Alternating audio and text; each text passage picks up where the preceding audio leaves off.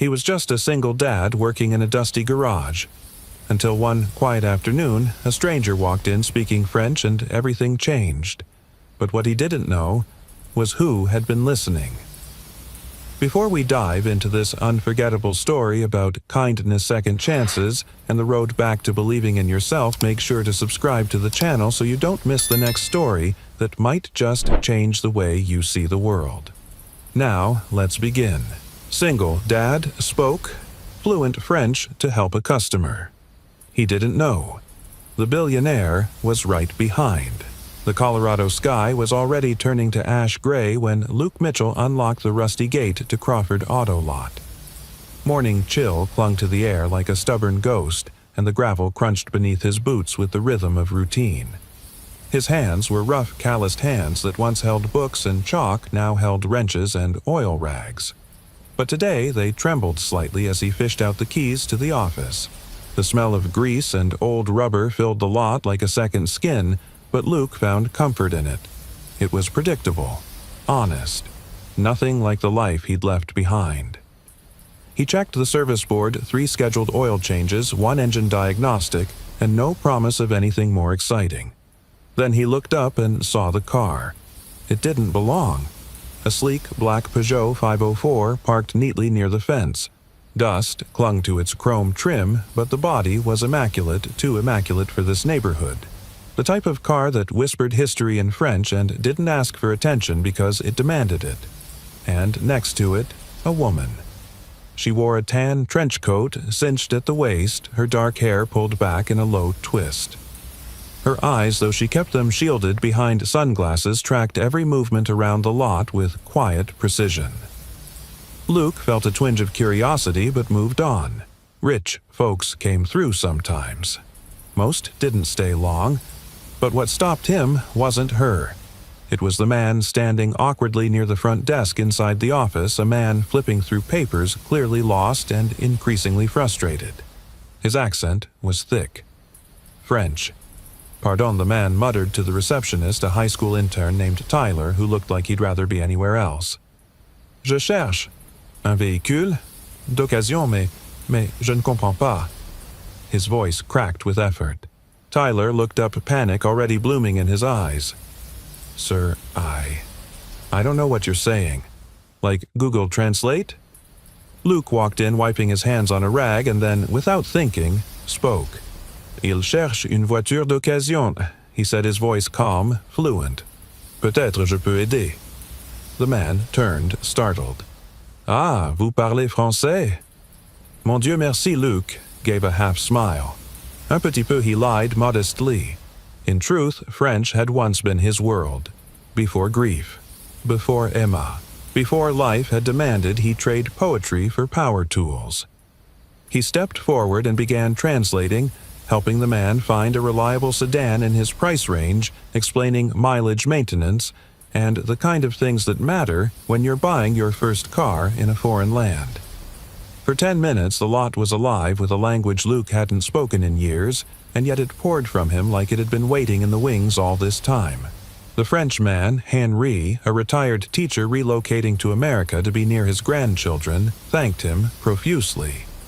You are a very kind man, he said in halting English. Most would not help. Luke shrugged. Most haven't been lost in a new place with no one listening. Behind him, he didn't see her shift. The woman near the Peugeot hadn't left. In fact, she had moved closer, close enough to hear everything. She leaned slightly against the hood of her car, arms crossed, unreadable. Luke turned as Henri walked off to finalize paperwork, and their eyes met. She took off her sunglasses. Her gaze was piercing, not cold, but discerning, like she saw more than he meant to reveal. That was beautiful, she said softly. Luke blinked. The car, the way you spoke. French, right? He hesitated. Yeah, I used to teach it. Long time ago. She stepped forward, holding his eyes. Most people forget things they don't use. You didn't forget. He didn't know how to respond to that. Something about her tone felt less like a compliment and more like recognition. I'm Isabel, she said, extending a hand. Luke. He shook it, Her grip was firm. She looked back at the Peugeot. Needs a tune-up. It belonged to my father. Thought I'd finally get it looked at. You drove that here? He asked, eyebrows rising. That's not a casual car. She smiled faintly.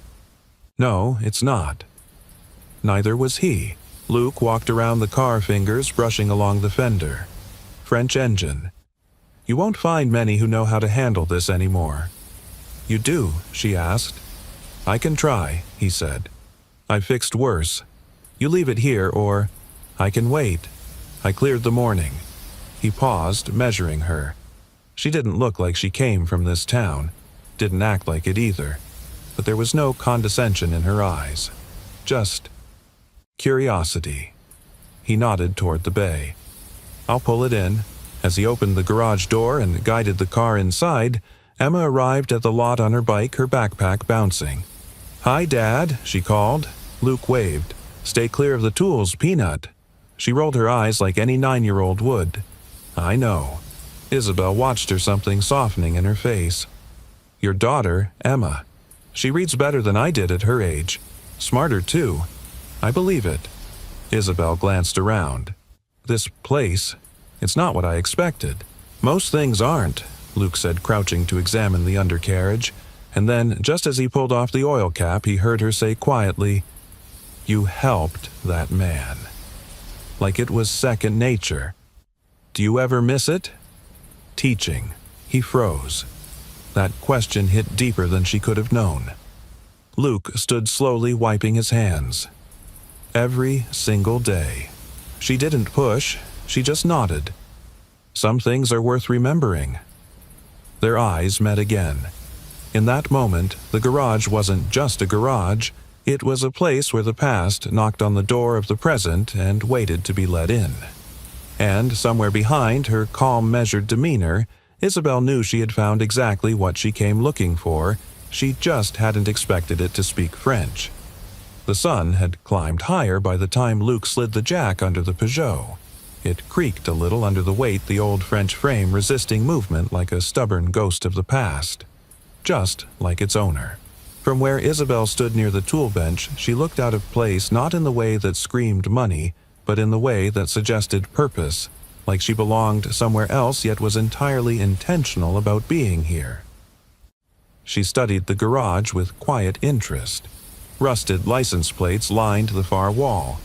A faded clock ticked lazily above a bulletin board full of service reminders and faded coupons. It was a patchwork of function, memory, and survival. You've kept this place alive, she said, her voice echoing softly through the bay. Luke looked up from under the car. I rent it from the guy who owns the lot. He wanted to tear it down. I offered to make it useful. She knelt beside the Peugeot, not afraid of the grease-streaked floor. That's a habit of yours, isn't it? Fixing things before someone gives up on them. He gave a dry chuckle, brushing a smear of oil from his cheek. You'd be amazed how much in life gets thrown out before it's even broken. She watched him for a moment, something unreadable in her expression. Then she stood and walked over to Emma, who sat cross-legged on the pavement, drawing in a sketchbook. What are you working on? Isabel asked gently. Emma looked up. A picture of the car. I've never seen one like it. It's elegant. Isabel smiled genuinely. That's a good word for it. It used to be my father's. Emma tilted her head. Did he love it? Very much. He was a mechanic, too, back in France. Emma lit up. Like my dad. Isabel glanced over at Luke. He was pretending not to listen, but the soft tension in his shoulders gave him away. She crouched beside Emma. I'll tell you a secret. When I was your age, I thought that car was magic. Not because of how fast it went, but because it was the one place my father talked to me like I was an equal. We'd drive for hours, and he'd tell me stories about the engines he fixed and how every machine had a soul. Emma looked up at her like she'd just been handed a treasure. Did he teach you how to fix them too? Isabel laughed, a sound warm, rare, and almost out of practice. Not quite. I was better with words than wrenches. But I listened. Emma nodded seriously. Listening is important. Luke finally stood, wiping his hands. She's right. Most people just wait for their turn to talk. Isabel looked at him. And you? Were you always a mechanic? Luke hesitated, then pulled a rag from his back pocket. No, I was a teacher. High school, French, and literature. She raised her brows like someone confirming a suspicion. So you really do speak it beautifully. He shrugged. Not much demand for Rimbaud in the engine bay. You'd be surprised, she said quietly. Beauty has a way of hiding in places we don't expect. There was a pause. The kind that wasn't awkward but full like the air between two notes in a song. Then Isabel asked, "Why did you stop?" Luke looked at her for a long moment. Then simply, "My wife got sick. I had to be home more." And then she passed. I couldn't go back into a classroom after that. Too many memories. Too many empty chairs. Emma's pencil stopped moving. She didn't look up. She already knew this story by heart. "I'm sorry," Isabel said, her voice low, sincere. "Loss has a way of changing everything, doesn't it?" "Yeah," Luke replied. "And then it changes you." Another pause. Then Isabel shifted. "Would you consider working on another car after this one?" she asked almost carefully. Luke gave her a quizzical look. "What have you got in mind?" "I've got an old Citroën DS in storage," she said casually. "Also belonged to my father. I've been meaning to restore it. Thought maybe it deserved someone who actually respects the craft." He narrowed his eyes. "You're not from around here, are you?" She smiled, enigmatic. "No, I'm just passing through. For now." That was a lie. Or at least not the whole truth. What she didn't say was that she wasn't just Isabel, the curious woman with the nostalgic car. She was Isabel Moreau, CEO of Fontaine Motors, a billion-dollar automotive empire that had forgotten the values her father once held dear. What she didn't say was that she had come here not to fix a car, but to fix herself. Luke handed her a folded note. "It'll take a couple days to do this one right. Peugeot parts aren't exactly stocked at the local hardware store." "I can wait," she replied. "You mean you want to wait?" he asked, raising an eyebrow. She nodded. "Sometimes. The waiting is the best part." Emma piped up from the ground. "I think you're interesting." Isabel laughed again. "Why's that? You listen like my dad does. Like, the words matter." Luke met Isabel's gaze. There was something different in her eyes now. Not power, not calculation, but longing. The kind of longing that people wear quietly like old perfume. It had soaked into her bones. "I'll see what I can do with your Peugeot," he said softly. "Merci, Luke," she replied, her French accent returning with delicate precision. And as she turned to leave, Luke caught himself wondering why a woman who spoke like Paris, walked like she owned Wall Street, and yet chose to wait on a greasy garage floor in a nowhere town. He didn't know the answer yet. But neither did she. All either of them knew was this something had shifted. And for the first time in years, neither of them wanted to fix it. The next morning began like any other. Luke rolled open the garage door at 7:02, same as he had every weekday for the last 4 years. The metal screeched slightly in protest. He made a mental note to oil it, though he probably wouldn't. Some things just sounded like life. He had barely laid out his socket wrenches when the Peugeot's engine caught his eye. Not for its design, though it was a marvel of old-world engineering, but for what it represented now: a bridge. A relic. A story that hadn't been told in years. Like his own. He wiped his hands and opened the drawer of an old filing cabinet wedged in the corner of the shop. It groaned as it slid open. In the back beneath, invoices, expired warranty pamphlets, and a wrinkled copy of Auto World lay a single manila envelope.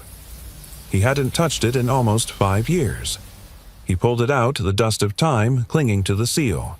Inside was a proposal, neatly typed, precisely drawn, signed by him. Luke Mitchell Community-Based Modular Engine Efficiency Initiative. The title still sounded too academic, but he had poured everything into it. Charts, calculations, hand-drawn engine redesigns aimed at making fuel-efficient cars more accessible to working-class Americans. He had mailed copies to 5 different manufacturers. Only one had replied: Fontaine Motors. The letter still folded inside was brief, polite, cold. Dear Mr. Mitchell, thank you for your submission. At this time, Fontaine Motors is not seeking external concepts for powertrain development. Best regards, Innovation and Engineering Division. There was no signature, no name, just a department. He remembered holding that letter in his hands, feeling like he was staring into a closed door bolted from the other side. He'd never told Emma, or anyone, because hope is only noble when it doesn't embarrass you. Dad, came her voice from behind. Luke startled. Emma stood in the doorway, half-dressed for school, holding a banana and her sketchbook. What's that? He quickly folded the letter and slipped it back into the envelope. Just old paperwork. She tilted her head, unconvinced. That looked like an engine drawing. He paused. It was a long time ago. Emma set her banana down carefully on the workbench. Is it something you invented? I tried. It didn't work out. She studied him. Why not? Luke hesitated, then offered the gentlest version of the truth. Because sometimes the people who can make things happen don't believe people like me can come up with good ideas. Emma frowned. But that's dumb. He smiled despite himself. Yeah, it kind of is. She hugged her sketchbook to her chest. Can I see it? He considered it for a moment, then nodded and handed her the envelope. Her eyes widened at the diagrams. This is so cool, Dad. It looks like the inside of a spaceship. He laughed. It's just a 4-cylinder engine with variable compression ratios. To me, she said proudly, it's a spaceship. She flipped to the last page where his signature sat alone under the Fontaine Motors header. Did you really send this to a car company? She asked. I did. What did they say? They said no. Emma's brow furrowed. She stared at the signature again, then at the name on the letterhead. And later that day, long after Luke had gone back to work on the Peugeot, and Isabel had returned to sit quietly in the corner of the garage with her tablet and a cup of coffee, Emma, in her tiny determined way, took the envelope and slipped it into her backpack. She didn't tell her dad. That evening, Isabel stood near the bay window of her Airbnb, still dressed in jeans and a sweater from the garage. A mug of tea sat untouched on the sill. Her tablet lay open, the screen frozen on a news article about Fontaine Motors' recent board restructure. Her own face was in the upper corner, cold, composed, unapproachable. She didn't recognize it. There were no cameras at Crawford Auto Lot, no press, no shareholders, no one asking what she planned to buy, sell, merge, or rebrand. There was only grease-old stories and a man who still looked at cars like they were sacred. A knock at the door interrupted her thoughts. When she opened it, no one was there, only a small worn envelope resting neatly on the doormat.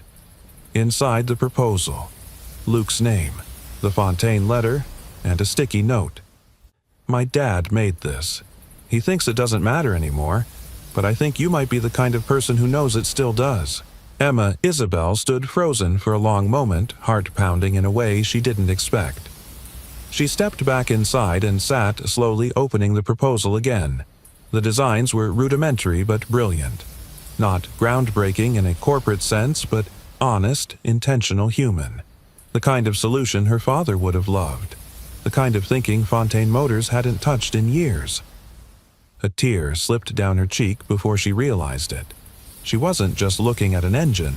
She was looking at a man who, despite grief and rejection, still believed in building things that lasted. Just not for himself anymore, for Emma, for people like his wife had been. Isabel closed the folder, set her tea aside, and opened her laptop. To innovationfontainemotors.com. Subject RE Archive Submission L. Mitchell.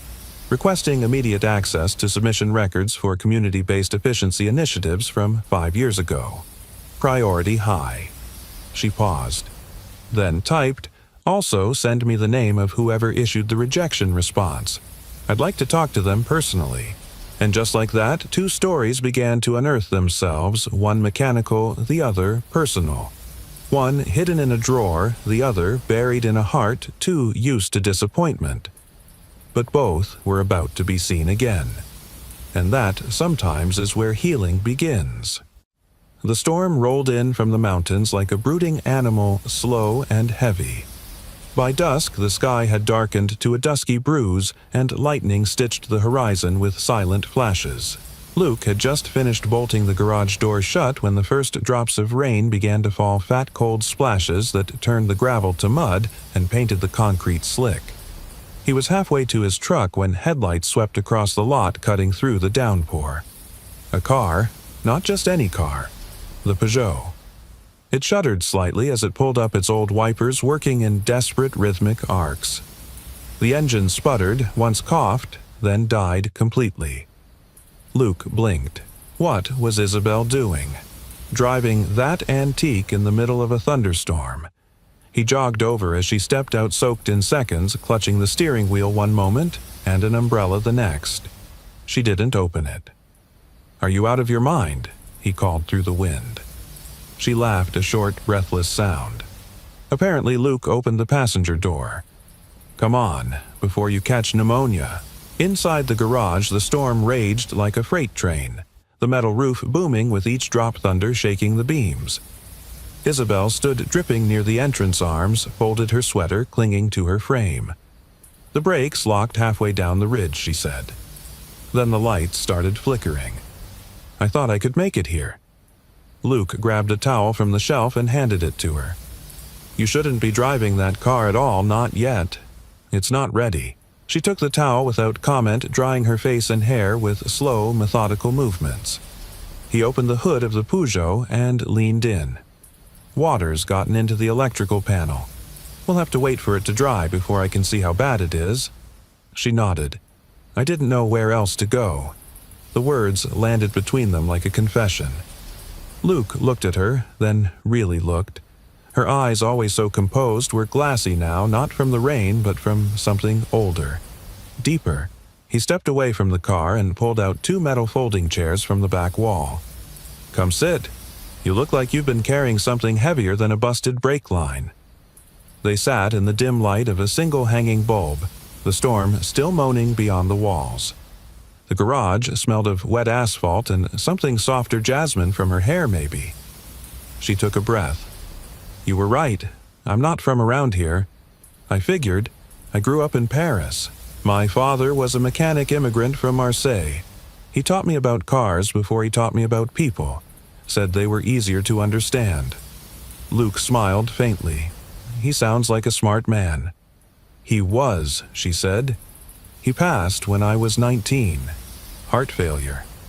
I'm sorry." She nodded, her eyes far away. "He left me the Peugeot.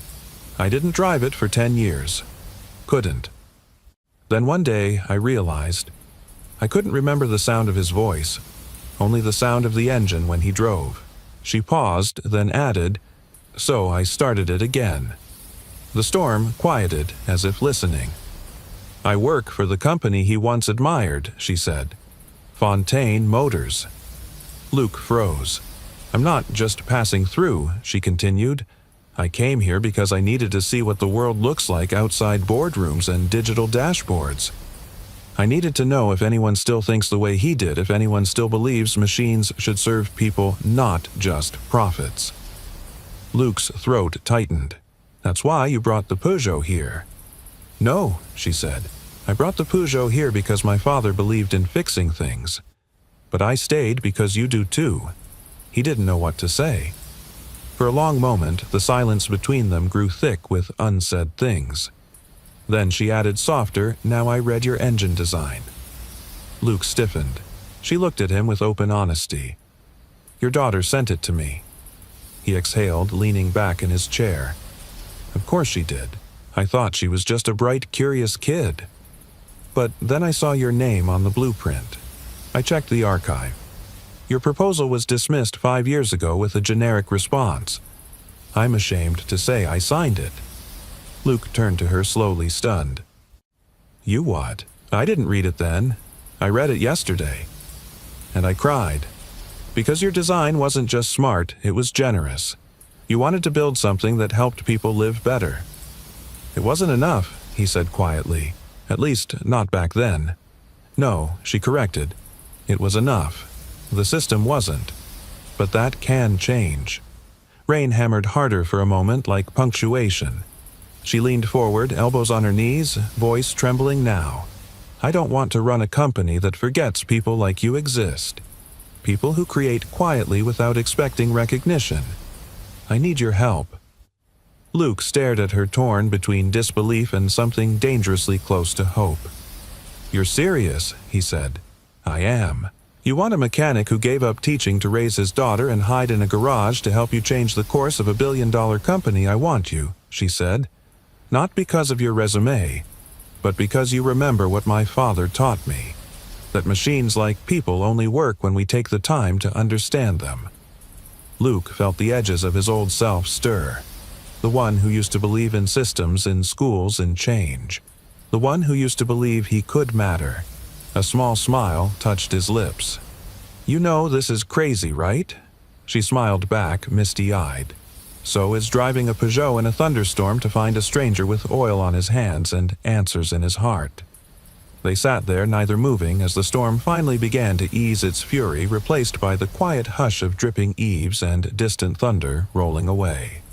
Outside, the sky cracked open with the first hint of moonlight.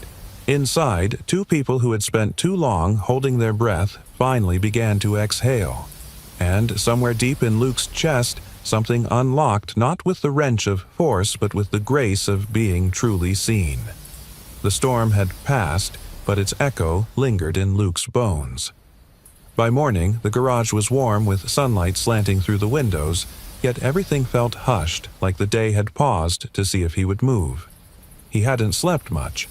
Not after Isabel's offer.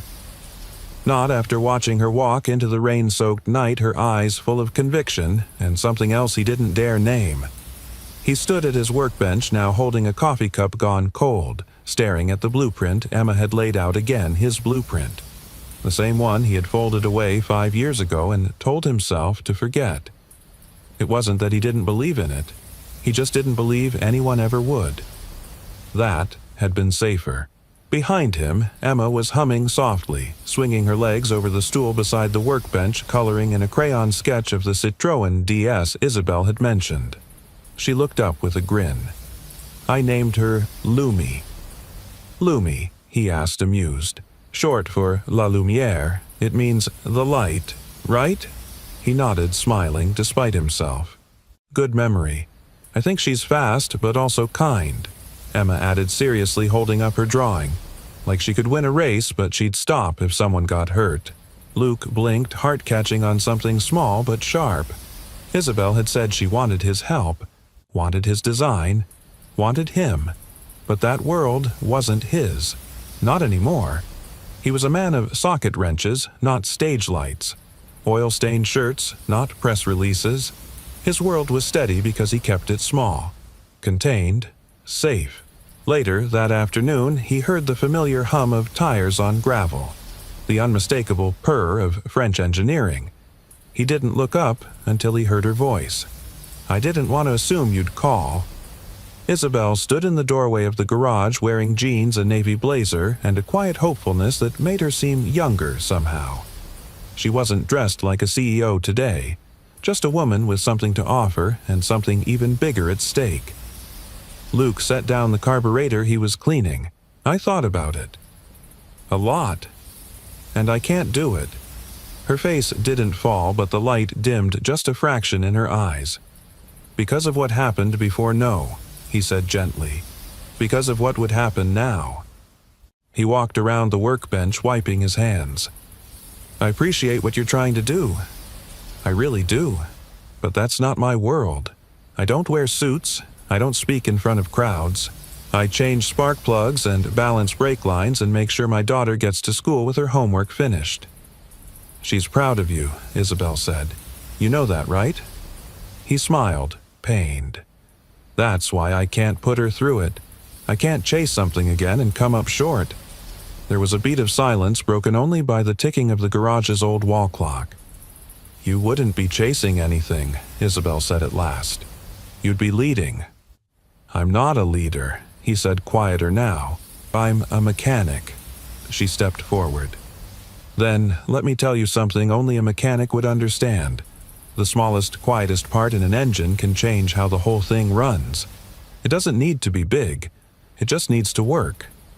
He looked at her, unsure whether to be grateful or more afraid of how deeply she understood him. I'm not asking you to sell yourself, she said. I'm asking you to stand next to something you already built and just let people see it. He shook his head slowly. It's not that simple. Why not? Because what if I let them see it and it still doesn't matter? That landed. And this time she didn't try to counter it with logic or vision or strategy. She just said, then I'll be the one standing next to you when it doesn't.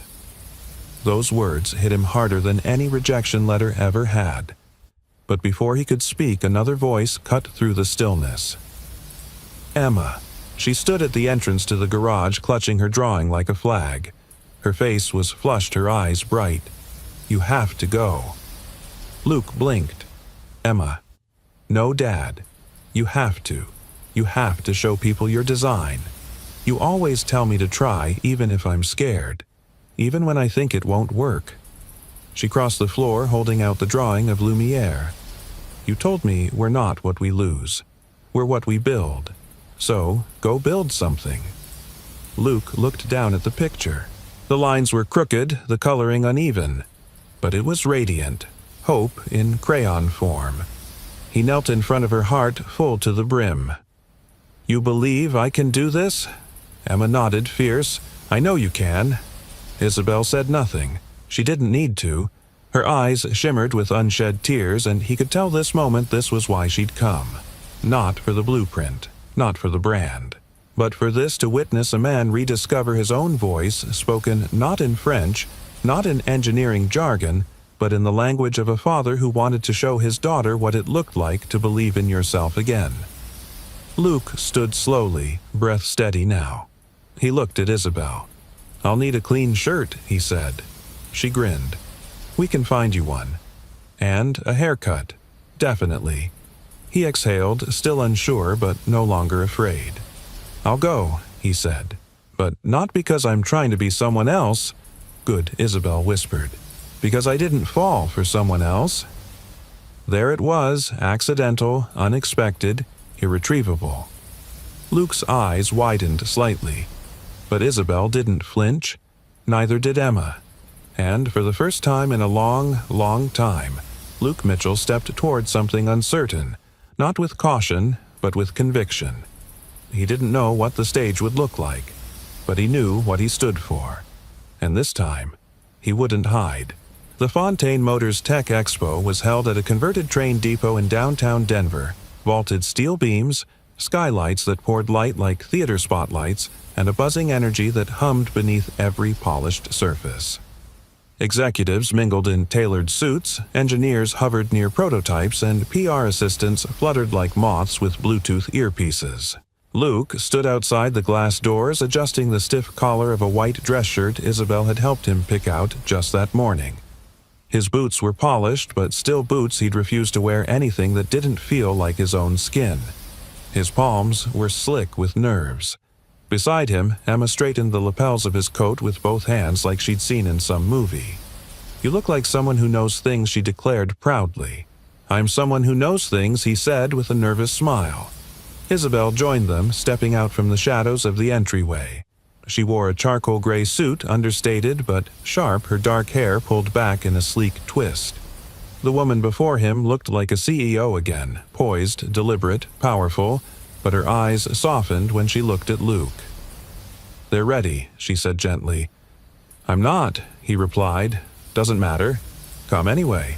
Inside, the crowd parted as Isabel led them toward the central presentation stage. Whispers followed them about her mostly.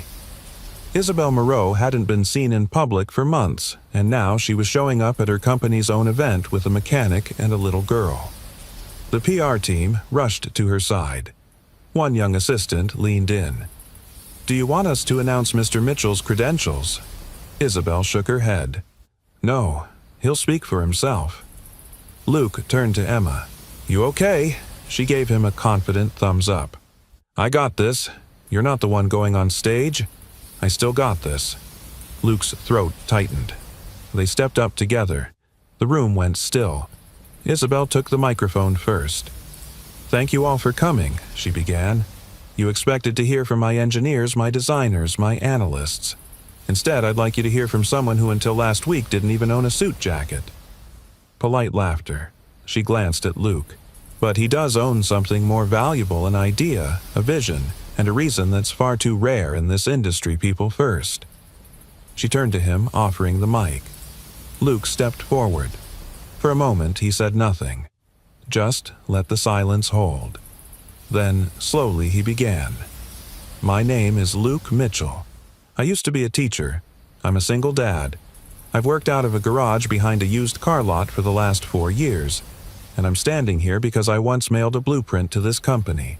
They rejected it." A shift in the audience. I wasn't surprised, he continued, because when someone from a place like mine sends something to a place like this, it usually ends up in a pile marked not applicable. But that blueprint wasn't just an engine. It was a way to give more people a chance to drive safer, more efficient cars without going broke. He paused. "I didn't come here to sell anything. I came here because I believe we've gotten too comfortable designing for profit, not for purpose. And someone in this room, someone with power, read my design and said, 'We need this.'" He turned to Isabel. "And she didn't just say it, she meant it." Murmurs rippled, some skeptical, some curious. "I'm not an executive," Luke said, "but I know how to build. And I know what it's like to raise a daughter and wonder if the world will give her a fair chance. This design wasn't just for me. It was for her. And for families like ours." Emma, sitting in the front row, smiled wide. Luke finished. "You don't need a degree from MIT to care. You just need to believe that machines and companies should serve people, not the other way around." Applause started slowly, then built, then roared. Luke stepped back, heart-pounding. Isabel returned to the mic. Her voice was cool but resonant. "You've just met the mind behind what we're calling Project Lumiere, a car inspired not by market trend, but by real-life need." She clicked a remote. A projection of Luke's blueprint filled the screen behind her, annotated with overlays. A minimalist, fuel-efficient engine. A modular design to reduce maintenance costs. Sustainable materials. Clean, accessible, intentional. The audience stilled again. And then someone near the front raised a hand. A woman in a burgundy blazer. She spoke clearly. Who signed the original rejection letter, A. Hush. Luke turned to Isabel. His chest tightened. He knew the answer. He'd read it in her eyes back in the garage before she ever confessed. Isabel walked to center stage, and for the first time since assuming the CEO role, she did not hide behind numbers titles or perfect posture. She looked straight into the crowd. "I did," she said simply. Gasps. Whispers. "I signed that rejection," she repeated, without reading it, "because I trusted a system that prioritized speed and scale over substance. I trusted convenience. I failed." She paused. "And I won't do that again." Someone in the back clapped. Then someone else. And then more. Not just polite, but affirming. Believing. Luke glanced at her. She was no longer hiding. Neither was he. That night, as the sun set behind the Denver skyline, the three of them stood on the rooftop of the venue watching the city flicker to life below. Emma leaned against the railing, still wearing her event badge like it was a trophy. Luke sipped from a plastic cup of lukewarm coffee. That went better than expected. Isabel smiled. It went the only way it could with the truth. He looked at her. "You didn't have to say it was you." "I did," she said, "because we don't build trust by being clever. We build it by being honest." Luke was quiet for a long beat. "Then, what happens now?" She turned to face him fully. "Now we build something better." He looked out over the city lights. and for the first time in years he saw the road ahead not as a path he missed, but as one he was finally meant to walk. The next morning, Luke woke up before the sun. The house was quiet, the kind of quiet that holds meaning, not silence, but stillness. Emma was still asleep down the hall, her sketchbook on the floor, her glasses askew on the nightstand.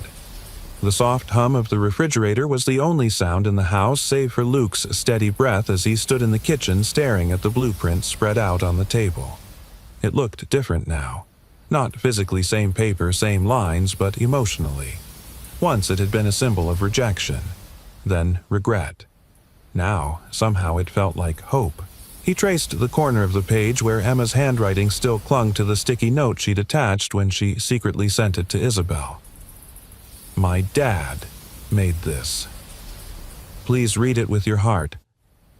Luke didn't know what part hit him harder, the faith in her words, or the belief that someone would read it with something more than profit in mind. And someone had. He folded the blueprint carefully and slid it into the envelope, ready for its next life. That same morning across town, Isabel sat in a glass-walled corner office, no longer hiding behind it, but using it, owning it. Sunlight poured through the windows, bouncing off the chrome edges of her desk and the tablet in her hand. She tapped the screen, watching the latest investor reactions roll in from the night before. Media outlets were buzzing about Project Lumiere, but Isabel wasn't looking at headlines. She was watching the replay. Luke on stage, his voice steady, eyes wide, heart open. Emma smiling in the front row. Herself standing beside them, not as an executive trying to save face, but as a woman finally showing hers. A knock interrupted her thoughts. Her assistant, Margot, poked her head in. The board's on standby for the 10 a.m. call. "Give me 5, Isabel said, and closed the door. Margot nodded, hesitating slightly. "For what it's worth, Isabel, that was the best thing this company has done in years." Isabel offered a soft smile. "Thank you." As the door clicked shut, she turned to the folder sitting on her desk. It wasn't digital. It was the physical copy Emma had brought, the original creased and signed. It still smelled faintly of oil and pencil graphite. She opened it one more time and whispered, "Let's see if the world is finally ready." That evening, Luke pulled into the lot behind his garage to find something waiting for him. A crate. No return address. Curious, he pried it open and found parts. Custom machined. Lightweight, high-efficiency components. Engine prototypes. Exact specs based on his design, but enhanced, engineered with real capital. Tucked into the box was a note. "Phase 1 is ready. Let's build it together." He exhaled, slowly, brushing his thumb across the metal. It was real now. Not an idea. Not a blueprint. Steel and vision. He looked over his shoulder as Emma came jogging up on her bike. "What's that?" she asked. Luke smiled, heart warm. "It's the beginning." She parked her bike and peered into the crate, her eyes lighting up. "It's yours, isn't it?" He nodded. "Ours." She grinned. "So, are you going to name it Lumi?" He chuckled. "I think that name's taken." Days later, Luke and Isabel stood shoulder to shoulder in a small lab just off Fontaine's Denver campus, a room she had repurposed for the pilot project. Gone were the polished marble floors and LED panels of the main facility. This room smelled like coffee sawdust and sparked a place where things were meant to be made, not marketed. Luke rolled up his sleeves. Isabel wore her hair loose, no blazer, no heels. A team of engineers, many younger than him, waited with curiosity and quiet respect as he unpacked the components. Isabel introduced him without pretense. "This is Luke Mitchell. You've read his designs. Now he's here to help us build them." There were no questions, no snickers, just nods, maybe even reverence. Later, over lunch, Luke found himself sitting beside a young engineer named Karina, who'd worked at Fontaine for 2 years. She was flipping through his blueprint, making notes, asking about torque ratios. "This part here," she said, tapping a corner of the schematic, "was the first time I felt like someone actually considered the mechanic who has to fix the car later." You didn't just think about how to build it, you thought about how to keep it alive. Luke blinked, moved. No one's ever said that before. She smiled. That's because no one's ever done it like this before. That night, Isabel and Luke returned to the garage where it all began. Emma was already inside hanging fairy lights she'd found in a thrift store bin. Ambiance, she declared. Luke leaned against the doorframe. Is that a thing? Now Emma smirked. It is, if you want people to take your engine seriously. Inside, the Peugeot gleamed beneath the soft lights. Restored now. Whole. A tribute not just to a man's legacy, but to what happens when stories are kept alive rather than shut away in drawers. Isabel ran her hand along the hood. My father would have loved this. Luke looked at her quieter now. Do you think he'd be proud? She met his gaze. Of you? Absolutely. A beat passed. Then Isabel said more softly, Of me? Luke didn't answer with words. He just took her hand. And in that quiet, flickering garage surrounded by fairy lights, old steel, and new dreams, two people who had spent too long chasing purpose finally stood still in it. Outside, the night settled warm and easy, and beneath that humble roof something extraordinary was taking root. Not just an engine, but a life reimagined. The late spring sky stretched wide over Colorado, painted with long strokes of indigo and deep gold. Evening had settled in slow and soft, and the lights of Fontaine Motors' pilot workshop blinked on like cautious stars. Inside, Luke stood by the test bench staring at the prototype engine as if it were breathing. It wasn't just steel and circuitry anymore. It was his. Built from the design he once buried, assembled by a team that listened, and now fully functional, ready for the first road test tomorrow. He should have been proud. He should have felt invincible. But all he could feel was something unfinished. The blueprint had been seen. The engine had come alive. But Luke hadn't gone home. Not really. The garage behind Crawford Auto Lot had sat empty for 2 days now. Dust had begun to settle again where Emma's crayons once rolled, and the old wall clock ticked just slightly off time as if waiting. Isabel knew it was foolish to come back this late. But she did. She parked her car quietly, no Peugeot this time, just a rental forgettable. She walked to the side door of the garage, her heels clicking against the cracked concrete. It wasn't locked. Inside, it smelled like oil and memory. And in the corner, almost as if he'd never left, stood Luke. Backlit by the glow of an overhead lamp, sleeves rolled, arms crossed. The engine sat in front of him. But he wasn't looking at it. He was looking at the photo taped to the side of his toolbox.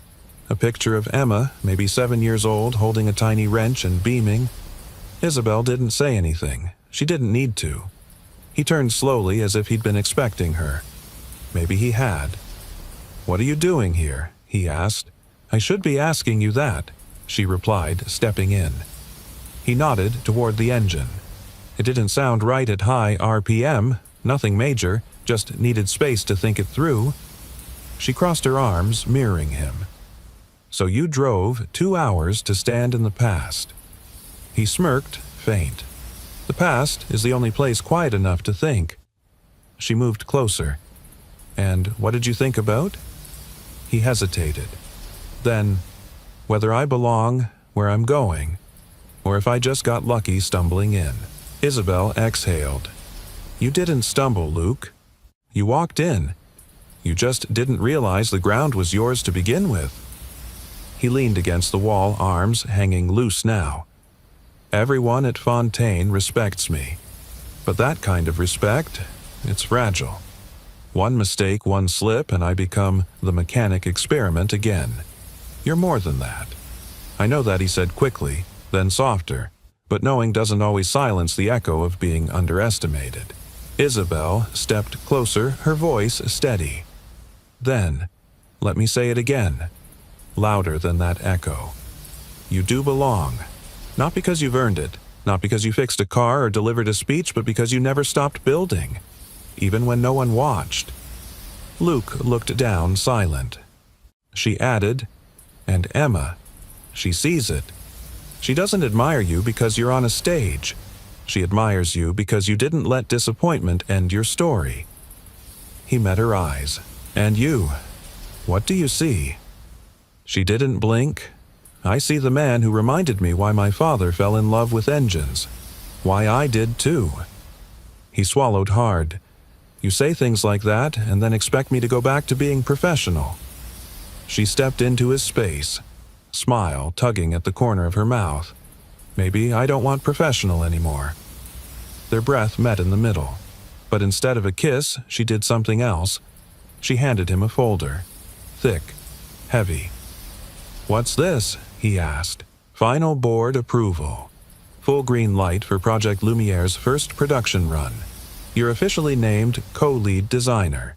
His eyebrows lifted. "You pulled that off in 2 days." She grinned. "You're not the only one who works late." He flipped the folder open and stopped. His name. Printed. Bold. Real. Not scribbled on a blueprint. Not in Emma's handwriting, but official. He looked up. "I don't know what to say." "Then say yes," she said. "Say you'll finish what you started." He looked around the garage. At the cracked floor, the coffee-stained rags, the clock that never ran on time. The ghosts of the man he used to be.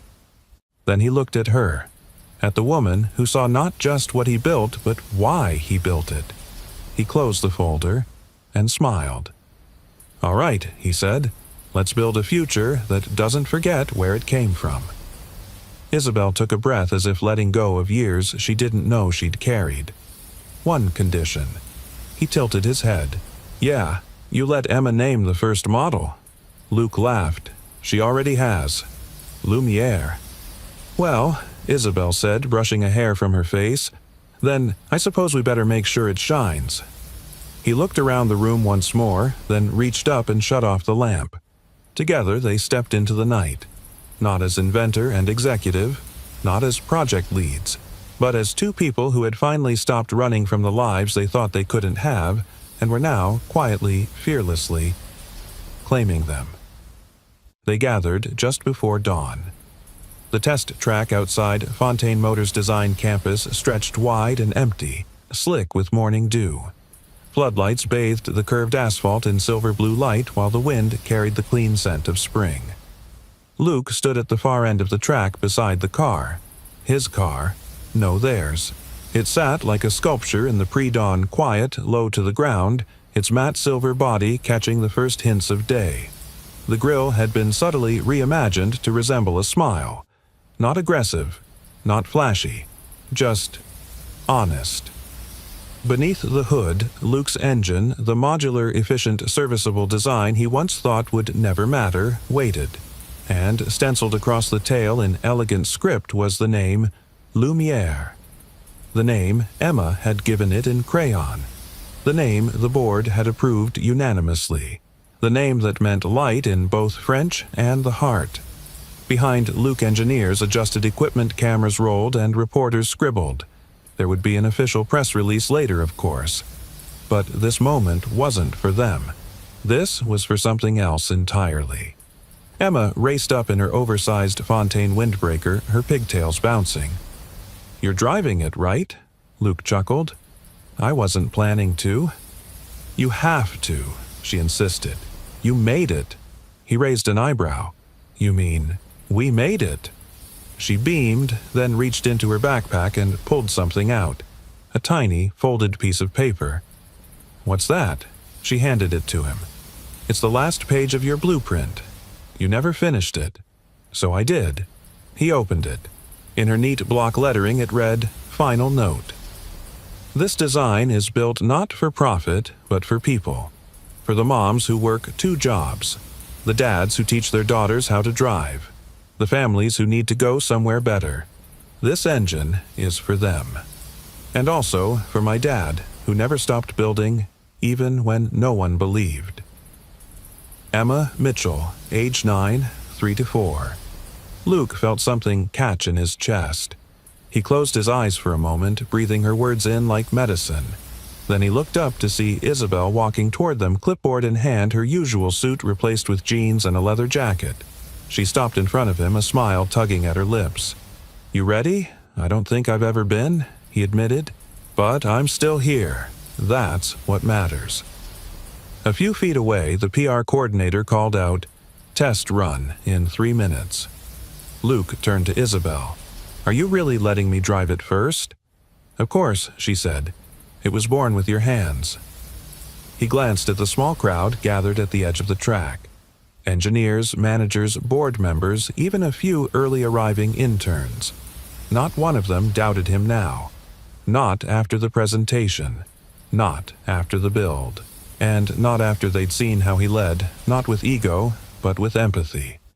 Luke opened the driver's door and slid in. The interior was clean and intuitive, designed with accessibility in mind, every knob and button in easy reach. Just as he'd imagined. A car for real life, not showroom fantasy. He placed Emma's page gently in the glove box. A quiet promise. Then, with a deep breath, he turned the key. The engine roared to life, not loud, but confident. Responsive. Alive. Cheers rippled across the track. Luke caught Isabel's eye through the windshield. She gave a single nod. Go. He eased the car forward. It glided down the track like it had always belonged there. The morning light chased it, catching on the curves of its body, painting it gold. At 40 miles per hour, Luke felt it settle, quiet, graceful. At 60, it held steady like a hawk on wind. And at 75, it flew. Tears blurred his vision. Not from speed, but from the way it felt to move again, to chase something. To know that something he built not just with tools but with heart could carry people forward, could mean something. When he finished the lap and brought Lumiere back to a stop, the crowd burst into applause. Emma ran to meet him, arms outstretched. He scooped her into a hug before even stepping out. "You went so fast," she exclaimed. "I think I broke the speed of doubt," he said. Isabel stepped forward, clipboard forgotten. "You looked like you belonged there." "I did," he said, "and so does she." He nodded toward the car. "She's ready." Isabel smiled. "Then, so are we." Luke looked around the track, the people, the car, and then finally at Isabel. "You didn't just help me build this," he said. "You rebuilt me." Her eyes softened. "You did that yourself. I just reminded you where the switch was." The wind picked up slightly. The sun crested the edge of the sky, flooding the track in light. Emma leaned against the car, arms crossed like she was already the spokesperson. "Can I tell people I helped design it?" Luke nodded solemnly. "You named it. That's the most important part." And in that moment, surrounded by steel and sunlight, the three of them stood not as CEO, mechanic, or child, but as architects of something far more rare than a revolutionary engine. They had built trust, belief, and a future lit by something more than headlights, lit by light born of love, perseverance, and purpose. La Lumiere wasn't just a car, it was proof that even the humblest dream, when believed in enough, can change the way the world moves. 3 months later, the ribbon fluttered in the soft Colorado breeze, tied across the double doors of a freshly painted workshop just off the main road in Buena Vista. It wasn't flashy. There were no cameras, no press. But for Luke Mitchell, it was the most important place he'd ever opened a door to. The building used to be a tractor repair shop, long abandoned. The roof still carried dents from a hailstorm in 2009, and the paint on the sidewall bore the faint outline of someone else's dream. But inside, everything had been transformed. Workbenches lined the walls, stocked with tools that shined with possibility. In the corner, a small lounge with mismatched chairs and donated books gave the space warmth. And at the heart of it all, 4 stations each fitted with a half-built engine and a stack of blueprints. Not Fontaine's engines. These were simpler, built for learning, for teaching. A hand-lettered wooden sign above the entrance read, "The Workshop for Hope," where hands mend machines and hearts. Luke stood by the door holding a pair of scissors far fancier than he'd ever needed. Next to him, Isabel wore jeans and a light cardigan, her heels replaced with sneakers that Emma had picked out for her. "This is yours," Isabel said, voice low. He shook his head gently. Ours. Behind them, a small group had gathered. Not investors, not dignitaries, just people. Single dads, refugees, young adults aging out of foster care, a retired mechanic who hadn't held a wrench in 10 years, a mother of 3 looking to learn a skill that paid more than minimum wage, a teenage girl who once fixed a lawnmower and never stopped wondering if she could fix something bigger. All invited, all believed in. Emma clutched her clipboard like a mission commander. "You ready?" Luke smiled. "Let's do this." With a simple snip, the ribbon fell. Applause rose like sunlight. Inside the group filed in with quiet awe, fingers brushing over tools, eyes wide at the engines. There were no desks, no lectures, just hands-on work. Real work. The kind that builds dignity along with skills. Luke walked through the room watching his guests explore. He stopped beside a young man in his 20s, broad shoulders, a nervous look in his eyes. "You ever work on an engine before?" Luke asked. The man shook his head. "Not unless a lawn trimmer counts." "It does," Luke said. "We all start somewhere." He picked up a wrench and handed it to him. "Here. Feel that it's not just weight. It's trust. It says, you can do this." The man nodded slowly. Then he smiled. Across the room, Emma gave an enthusiastic thumbs up from where she was showing someone the safety cabinet. Isabel leaned beside Luke. "You've created something beautiful." "It's not just mine," he said. "You gave it a name." She glanced up at the sign.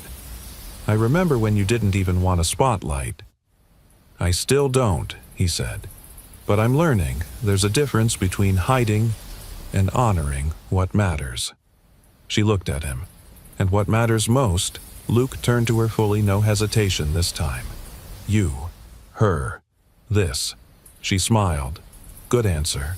He laughed softly, then reached into his back pocket and pulled out a small envelope. "What's that?" she asked. "I found it in the old toolbox," he said. "It was meant for the version of me that never quit. Figured he finally showed up." He handed it to her. She opened it slowly. Inside was the original sticky note Emma had written months ago before any of this had begun. "My dad made this. Please read it with your heart." Isabel touched the paper like it was holy. She knew she whispered. "She always did," Luke said. "She just waited for the rest of us to catch up." They stood there for a long moment, hands brushing hearts full. Then Emma appeared between them, eyes sparkling. "Okay, team. I've got name tags for everyone, even the grown-ups." She handed Luke one that read, "Luke Head Mechanic and Hope Builder, and Isabel CEO Co-Everything Officer." Luke laughed so hard he had to wipe his eyes. "She's going to run the whole operation by age 10. Isabel slipped an arm around Emma's shoulders. "I'll happily be her assistant." They stepped back into the space, the hum of tools starting to rise, the first spark, the first lesson, the first step in dozens of new journeys. The first morning of many. And just before the sun fully climbed over the mountains, Luke reached over and flipped on the workshop's sign. The bulbs flickered once, then glowed warm. La Lumière. Not just a car, now a movement, a life, a love, a legacy. And for the first time in his life, Luke Mitchell didn't feel like he'd come full circle. He felt like he'd finally arrived, right where the light had always been leading. Home. We'd love to hear from you. Where in the world are you watching from? Drop a comment below and let us know what part of this story spoke to your heart. And if you enjoyed this video, don't forget to subscribe for more inspiring stories, just like this, crafted to uplift, move, and remind us all of the quiet power of kindness. Thank you so much for watching. We're truly grateful to share these moments with you. See you in the next one.